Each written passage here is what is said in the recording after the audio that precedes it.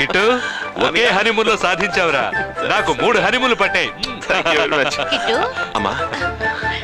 చాలా సంతోషంగా ఉంది బాబు. వెళ్ళు ప్రేమ. కంగ్రాట్స్. కిట్టు రారా, ఇలా రా. చిరంజీవి చిరంజీవి పైన నీ భార్య వెయిట్ చేస్తుంది, వెళ్ళరా. వెళ్ళు, వెళ్ళమంటుంటే. ప్రియా,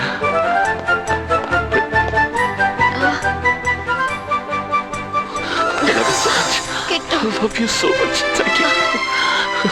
Thanks రా, థ్యాంక్స్ డార్లింగ్. నేను ఎంత సంతోషంగా ఉన్నాను తెలుసా, పిచ్చి పట్టేలా ఉంది. క్రాక్ లాగా బండి నడుపుకుంటూ వచ్చాను. తిను, ఇదిగో. కిట్టు ఇప్పుడు ఈ బిడ్డ అవసరమా? ఏంటి ఏమన్నావు ప్రియా? నువ్వు జోక్ చేస్తున్నావు? లేదు, నేను సీరియస్ గా చెప్తున్నాను. ఏమంటున్నావు? అందరూ పెళ్ళైన వెంటనే పిల్లల్ని కనాలని ఆశపడతారు. నేను ఆశపడుతున్నాను, but I'm not mentally prepared and this is not the age యార్. నా వయసు ఎంత? మా అమ్మ నీకన్నా 2 ఏళ్ళు చిన్నదిగా ఉన్నప్పుడే నన్ను కన్నది. ఎవరితోనూ కంపేర్ చేయొద్దని చెప్పానుగా. ఓకే ప్రియా, ఇప్పుడు నీకెలా ఎక్స్ప్లెయిన్ చేయడం? సరే, పెళ్ళై ఎన్ని రోజులైంది?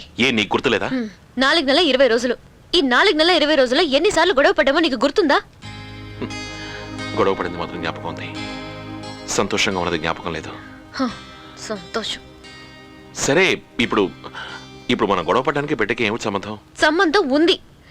ఇలా అన్నిటికీ గొడవ పడితే దానికి పుట్టబోయే బిడ్డ మీద ప్రభావం ఉంటుంది. చదువుకున్నా ఇది కూడా తెలియదు నీకు. ఇంతకు మించి నీకు ఎలా ఎక్స్ప్లెయిన్ చేయాలో నాకు అర్థం కావడం లేదు. ఆ గొడవలన్నిటికీ నేను మాత్రమే కారణం. చాలా, ఇక మీద నేను గొడవ పడిన ప్రియా. ప్రతిసారి గొడవ పడేటప్పుడు ఇదే చెప్తావు. నిజం చెప్తున్నాను, నేను ఇంకా గొడవ పడను.